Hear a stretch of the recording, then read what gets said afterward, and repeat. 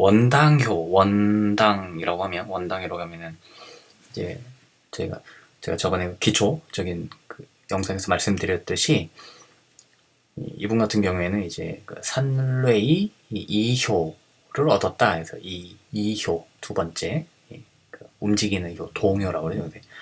움직일 동자를 써서 그래서 이런 식으로 이 해당하는 산뢰의 이효라고 하면 이분은 이제 이효를 원당으로 얻었다 이렇게 말한다고 제가 말씀드렸습니다.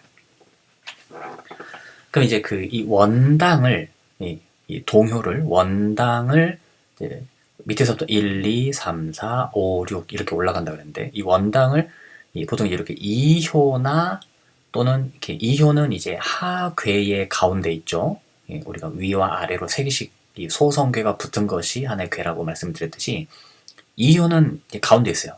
하괴의 가운데. 그리고 이 위에 있는 상괴의 가운데 있는 이게 5효거든요. 5효. 그래서 2와 5효를 가장 좋게 봐요. 근데 그 하라기수 원래 이론을 보면 그 이론과 실제가 그 부합하지 않는 것들이 좀 있어요. 실제로. 네, 예를 들어 저희가 이제 화공과 원기에 대해서도 얘기를 하겠지만 그 하라기수에서 원기와 화공을 가장 중요하다 이렇게 이제 돼 있지만 우리가 실제로 임상을 해보면 원기와 화공이 그 반화공과 반원기를 얻었을 때에도 즉 화공과 원기를 반하는 그러니까 굉장히 안 좋게 이제 원래 하락에서 원전에 나와 있는 그런 거를 얻는다고 해도 사실상 되게 잘 사는 분들이 꽤 있어요. 상담을 하다 보면. 그래서 그 하락기수에서 제일 중요한 게 뭐냐? 그거를 처음부터 이제 알고 가시면은 이제 스타리더 사이트를 이제 보기가 좀 편하실 텐데 그게 바로 이 원당이에요. 제일 중요한 게 원당이다. 왜 그러냐면 그럴 수밖에 없는 것이 이 원당이 몇 효냐에 따라서 본문이 달라져요. 하락기수의 가장 핵심이 바로 이 본문이죠. 이 협자와 불협자 쓰여 있는. 네. 그래서 이 하락기수의 이 본문이 무엇으로 달라지는가? 이 본문이 협자와 불협자라고 하는 이 본문이 무엇으로 달라지는가? 바로 내가 원당을 즉 동효를 몇 효를 얻었는가? 내가 1효를 얻었나? 2효를 얻었나? 3효를 얻었나? 4효를 얻었나? 등등에 따라 달라지는 거예요. 네, 이분 같은 경우에는 이제 산뢰이 2효를 얻었죠. 그렇기 때문에 2효에 관한 본문이 이제 저희가 출력을 해드리고 이 본문을 읽으시면 됩니다. 그럼 이제 그 2효와 5효가 제일 좋다고 그랬잖아요. 네. 그래서 실제로 우리가 본문을 읽다 보면 2효와 5효에 관한 2효와 5효에 속한 본문이 가장 좋아요. 대체로. 네, 대체로 가장 좋아요. 되게 어떤 그 괴가 가지고 있는 어떻게 보면 좀 이상적인 어떤 분위기가 있어요. 다 그런 건 아니에요. 다 그런 건 아니고 왜 다 그렇지 않냐면 어쩔 수가 없는 것이 저희가 이제 하락기술을 막 하다 보면 이것은 왜 기초에서 나왔던 이론과 다르지? 하는 것들이 이제 어쩔 수 없이 나오는 경우들이 있어요. 그건 왜 그러냐면 괴하고의 관계 때문에 그래요. 이 효와 괴하고의 관계 때문에 이제 어쩔 수 없이 다른 효들이 그러니까 2나 5가 원래는 좋지만 보편적으로 뭐 거의 대부분이 다 좋아요. 이 어떤 괴가 있을 때 내가 1효를 얻었냐, 2효를 얻었냐, 3효를 얻었냐 이렇게 봤을 때 2나 5를 얻었을 때 가장 본문이 좋게 나와요. 대체로. 근데 간혹 안 그런 경우가 있어요. 그거는 바로 이 괴의 어떤 특성 때문에 이제 그런 경우들이 간혹 있습니다. 어쨌든 저희가 지금 원당에 대한 얘기를 좀 이제 제가 드려보려고. 그래서 원당은 이분 같은 경우는 이제 2효인데 2효는 이제 음효죠. 이게 이제 음효를 얻었죠. 원당으로 음효, 2효는 이제 양, 양. 네, 이렇게 해서 이게 산뢰이 괴가 되는데 산뢰이 괴에 2효를 얻었는데 2효는 지금 음효의 음효.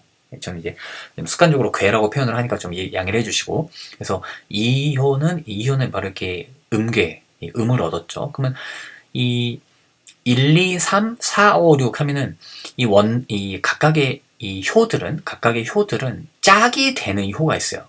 짝이 되는 효. 그거를 이제 뭐냐면 1효와 사효가 짝이에요. 왜냐면 하괴의 첫 번째, 상괴의 첫 번째라고 해서 1효와 이 4효를 짝으로 봅니다. 그리고 2효와 또 5효를 짝으로 봐요. 네, 그러면 3효와 6효가 짝이 되겠죠. 네, 그래서 그러니까 하괴에 있는 1, 2, 3과 상괴에 있는 4, 5, 6, 즉 1, 2, 3이 각각 1, 2, 3 이렇게 서로 짝이 되는 것입니다. 지금 이번 같은 경우에는 2효가 음을 얻었죠. 그럼 2효와 짝이 되는 건 뭐라고 그랬어요? 5효예요. 상괴의 두 번째인 5효. 하괴의 두 번째와 상괴의 두 번째니까 2와 5가 됩니다. 그래서 2와 5가 짝이 되는데, 보통 우리가 이제 음과 음이 만나는 것보다는 음과 양이 만나는 게 좋다, 이렇게 보통 우리가 이야기를 하잖아요. 그래서 이번 같은 경우에는 음과 음이 연결이 되기 때문에 이 괴의 자리는 그닥 좋지 않구나, 이 원당이 완벽하게 어떤 힘을 받는 위치는 아니구나, 이렇게 우리가 이해를 하실 수가 있습니다. 네, 그러니까 이제 보통 이제 이런 경우에는 본문이 살짝 안 좋아져요. 네, 이렇게 짝이 안 맞는 경우에는 본문이 살짝 안 좋아져요. 그래서 이제 보시면 협자는, 이제 대체로 협자는 긁기가 다 이제 좋은데, 지금 같은 경우에 보시면은 본문 한번 볼게요. 협자는 지키고 바르고 움직이지 못한다. 뭔가를 이제 지켜내고 또 바르게 살고 있어요. 지킨다는 것은 우리가 어린 시절에, 학창 시절에 공부를 한다면 공부를 이렇게 자기 자리에서 나름 합니다. 자기를 이렇게 지키는 수준까지 잘 하는 거예요. 뭐 유학을 갈 수도 있고, 좋은 대학을 갈 수도 있고, 환경을 잘 지키는 거죠. 협자에 있기 때문에, 협자는 보통 우리가 이제 요즘으로 옛날로 치면은 귀족이나 양반 또는 힘이 있는 권세가나 타고난 어떤 재능이 어린 시절부터 특출날 때 우리가 협자를 읽는다고 말씀드렸는데, 오늘날에도 비슷해요. 근데 이제 오늘날에는 신분이 없기 때문에 약간 집이 좀 잘 살거나 또는 집에 좀 어떤 권력이 있거나 이제 이런 집에서 그 태어날 때 환경이 좋은 분들이 태어나면 이제 그때 협자를 먼저 읽는다고 제가 말씀을 드렸습니다. 그것은 이제 논리적인 이유가 있는데, 그건 왜 그러냐면 이 본문 자체가 내가 태어났을 때 이 선천의 본문 자체가 내 평생의 운을 보여주지만 동시에 뭐도 보여주냐면 바로 보시면 어린 시절 태어나자마자부터의 이 어떤 나의 환경과 나의 운을 보여주기도 해요. 그렇기 때문에 내가 태어나자마자부터 6년간 또는 9년간의 운을 봐야 하기 때문에, 내가 그래서 태어나자마자 우리 집안이 너무나 잘 사고 내가 건강하고 혜택을 많이 받고 그렇게 잘한다면 불협자보다는 협자로서 내 인생이 시작된다고 보는 것이 타당하겠죠. 그렇기 때문에 어떤 환경을 보고 협자를 먼저 읽는 겁니다. 그래서 협자를 보시면 지키고 바르다. 근데 움직이지 못한다. 근데 여기 보시면은 이 하라기술 해석을 할 때에 제가 이 번역을 할 때 그 가장 염두를 해둔 것이 뭐냐면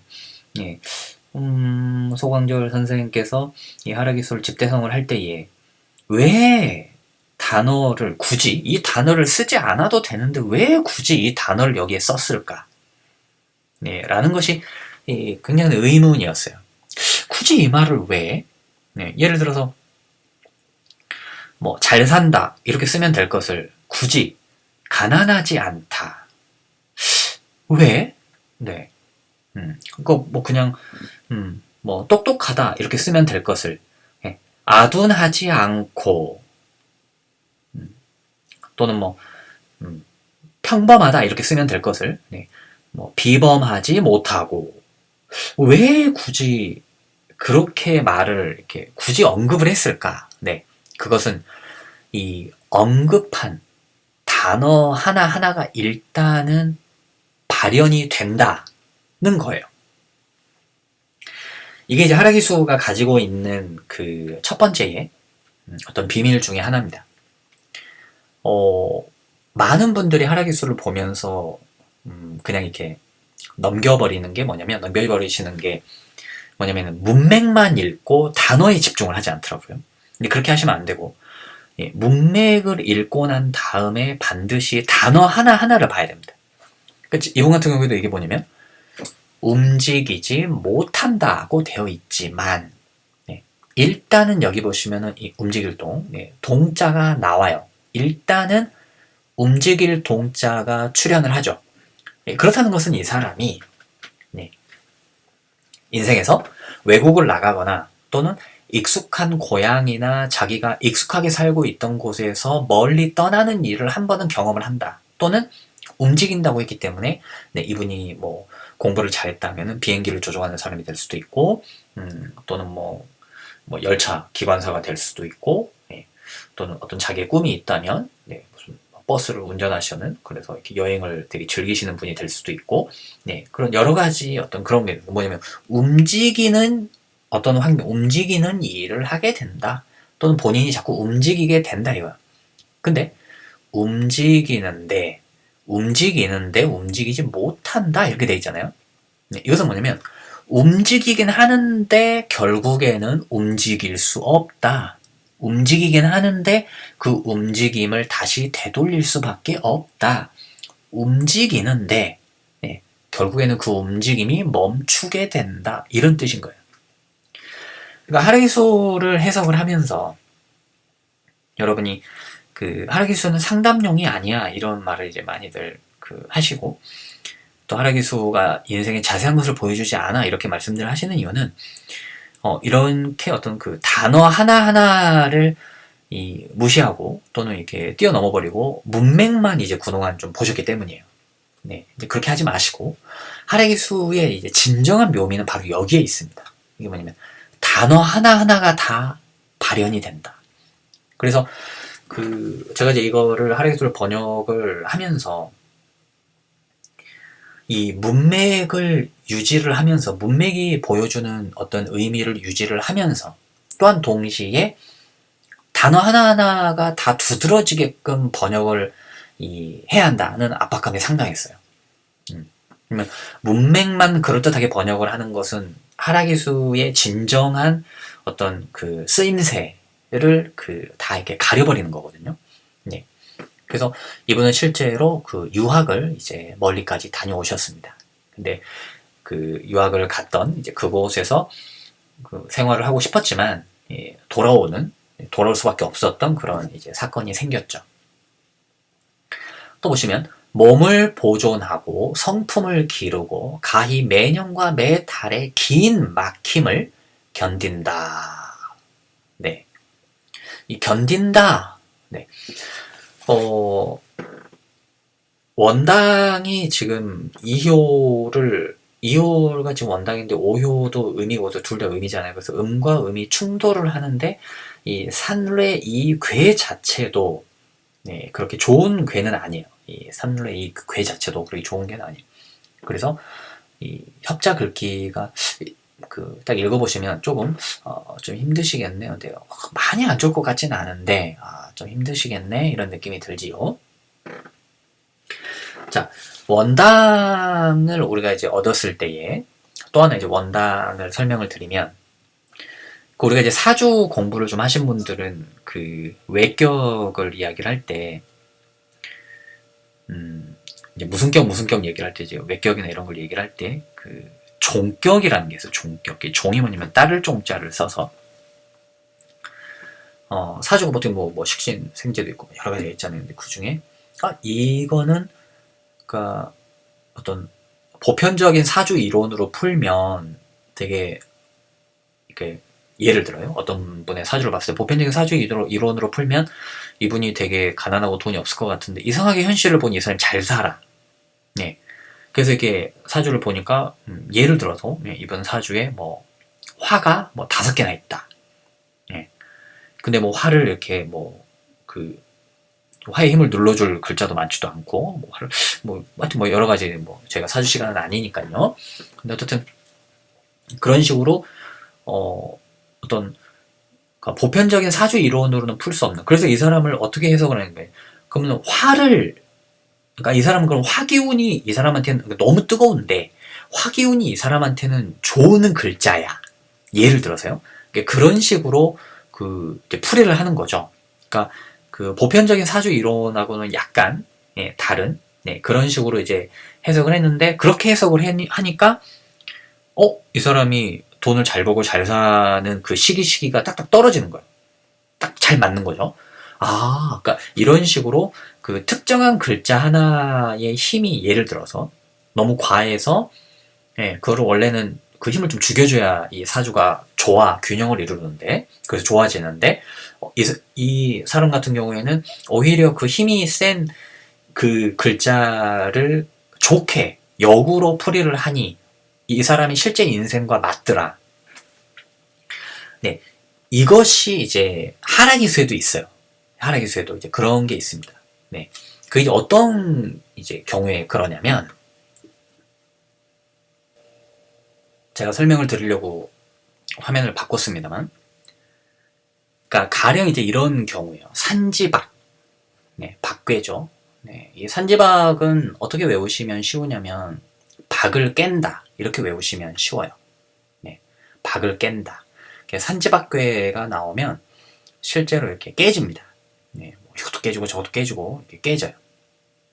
그래서 보시면 괴사도 산지박 괴사가 깨지니 가는 바를 두면 이롭지 않다. 가면 나쁘다 이거예요. 산지박 박은 깬다 이거예요. 그런데 보시면 산지박 괴는 어떤 괴를 누르든 산지박 괴는 1, 2, 3, 4, 5효는 전부 다 음이에요. 음괴예요. 1, 2, 3, 4, 5는 다 음이에요. 음괴죠. 그런데 마지막 상괴, 이 상효만 양이에요. 그래서 양이 바로 산지박괴예요. 산지박괴는 많이 안 좋은 괴 중에 하나인데, 1, 2, 3, 4, 5, 6효 중에 이 6효는, 5효까지는, 이 사람이 1효를 얻었고, 이 사람이 1효를 얻었고, 2효를 얻었고, 3효를 얻었고, 4효를 얻었고, 5효를 얻었는데, 이 사람은 6효를 얻었네요. 제가 이제 궤보기로 들어와서 보고 있습니다만, 6효를 얻었어요.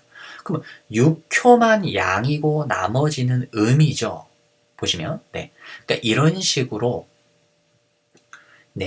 나머지가 다 같은 음이나 양인데, 마지막 또는 그 중에 하나만 다른 음과 양을 얻은 괴가 있어요. 산지박괴 같이. 산지박은 1, 2, 3, 4, 5효까지는 음이고 6만 양이죠. 그러니까 이런 식으로 한 개만 이 음양이 다른 괴들이 있어요.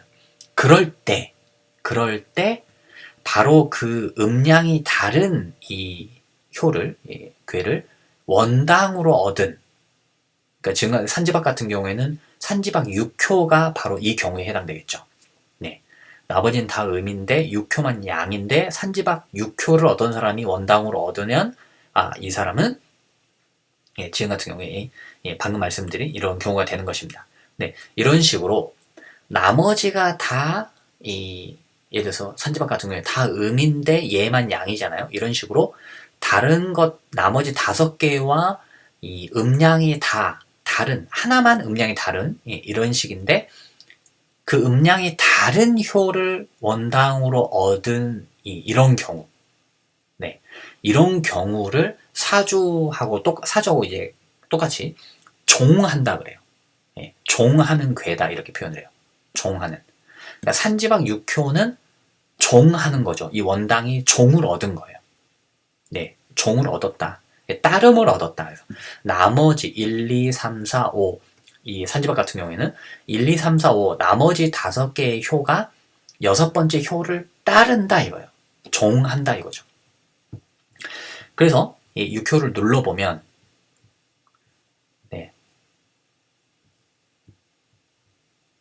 아마도 뜻이 굉장히 좋을 거라고 예상을 했는데 굉장히 좋네요. 보시면 거만할 만큼 대단한 지위이고 수레와 말에 탄다. 백성의 마음이 복종해서 되게 되고 어지러움을 그치고 다스림을 여는 주체이다. 자, 단어 하나하나가 중요하다고 좀 전에 말씀드렸죠. 큰 대자가 나왔네요. 대단한 지위다.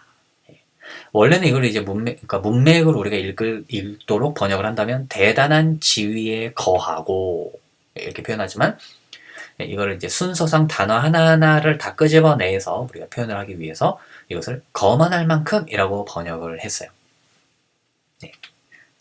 제가 그 효사 하나하나 이제 설명을 드릴 때 이것을 이 거자가 그런 거자인가 이렇게 말씀을 이렇게 할 수도 있지만 이걸 왜 굳이 거만하다고 번역을 했는가? 네, 그런 이유가 있습니다. 그건 나중에 제가 말씀드릴 테지만 어떻든 그 다음에 수레와 말에 탄다.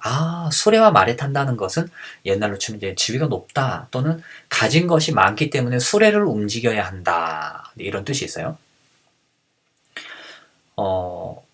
안 좋은 뜻이 있을 수도 있는 것은 이 괴가 이제 큰 대자가 나왔기 때문에 굉장히 대단한 지위에 거쳐서 이제 지위가 높아서 수레와 말에 탄다기 때문에 높은 지위로 인해서 수레와 말을 타고 다니는 굉장한 사람이다. 오늘날로 치면은 그러니까 기사님이 딸린 자동차를 타고 이렇게 이동을 한다.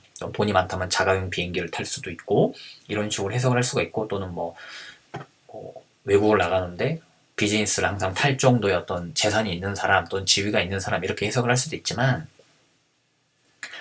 네 그렇지만 또 어떻게 해석을 할 수가 있냐면 이 박괴는 깨지는 괴라 그랬잖아요. 박괴는 깨지는 괴이기 때문에 이 수레와 말에 탄다는 것은 이게 몸을 거동하는 것이 조금 힘든 사람일 수도 있겠구나 이렇게 해석을 할 수도 있어요. 그것은 왜 그러냐면 이 불협자에 보면 여기 보시면 깨고 상하고 네, 이런 말들이 나오죠. 이 깨고 상하고 이게 이제 문맥으로 보면은 내 주변을 깨고 여기 보시면 조상을 깨고 이렇게 돼 있지만 이 깨고 상하고 이런 것들이 나 자신을 향해서 올 수도 있어요. 그렇기 때문에 이 수레와 말을 탄다는 것은 한편으로 이 사람이 자칫 잘못하면 거동이 불편해서 이동 수단이 없이는 움직이지 못하는 사람일 수도 있겠구나 이렇게 해석할 수도 있는 거예요. 그렇지만 기본적으로는 대단한 지위에 거한다고 했기 때문에 수레와 말에 탄다는 것은 일정하고 높은 지위가 있다는 것을 이제 의미를 합니다. 그래서 왜 그러냐면 바로 이게 뭐예요? 이 산지박 6효는 이 하나의 이 6번째 이 효가 나머지 효들을 종해서 이렇게 이끌고 있기 때문에 지위가 있을 수밖에 없어요. 네. 그래서 우리가 원당을 어떤 분이 그 몇 효를 얻었는가 2효하고 5효가 제일 좋다 그랬죠. 근데 2효와 5효가 제일 좋지만 그래서 이제 괴에 따라서 2효하고 5효가 그 좋음을 충분하게 드러내지 못하는 경우도 간혹 있고 또 이 방금 같은 경우에는 이렇게 보시면은 이 종하는 이 원당 이 동효를 얻었을 때 오히려 2효나 5효보다는 종하는 것을 얻었고 이 종하는 것이 또한 짝이 되는 이 6효니까 4효와 짝이 되겠죠. 그러면은 양과 음으로 만나죠. 그러면 되게 좋네. 그리고 종하는 걸 얻었기 때문에 이게 맨 윗자리에 있어서 5효가 아닐지라도 이것이 훨씬 더 좋을 수도 있구나. 네, 이렇게 해석을 할 수가 있는 것입니다. 바로 이것이 이 원당 즉 이 동효 어떤 효를 얻었을 때 어떤 효가 좋고 어떤 효가 나쁘냐 이걸 보는 이제 기본적인 해석 방법이에요. 그래서 제가 원당을 설명을 드리면서 본문이 자연스럽게 나오니까 제가 강조드리고 싶은 것은 글자 하나하나가 중요하다. 네, 글자 하나하나가 중요하다는 거 꼭 기억을 해주시고 그다음에 원당에 대한 기초적인 이제 설명 제가 드렸습니다.